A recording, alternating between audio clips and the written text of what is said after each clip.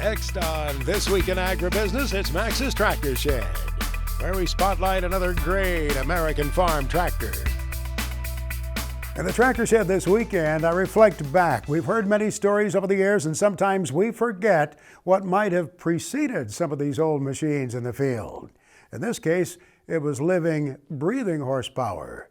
Max's Tractor Shed is brought to you by Mystic Lubricants. Mystic Lubricants are made to make it last.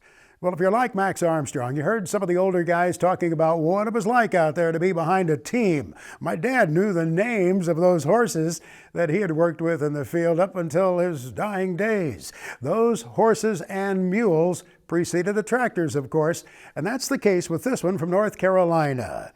I was visiting about this with Kimberly McLam Bryant, because this tractor had belonged to her grandfather. And in fact, the day it was delivered, he was out there working the ground on their North Carolina farm with a mule. That's when he got his very first tractor. Kimberly said on that family farm, they never got rid of a tractor. They just took it to the woods and parked it. And that's where this Super 44 was all the time she was growing up on the family dairy farm, where they milked some 100 cows. Well, she never imagined before her husband Bill started to work on that Oliver that it could look that good.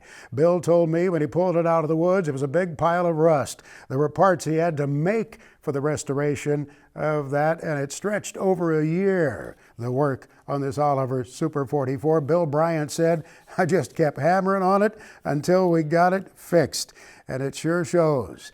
That Oliver 44, made in 1958, that resides in eastern North Carolina.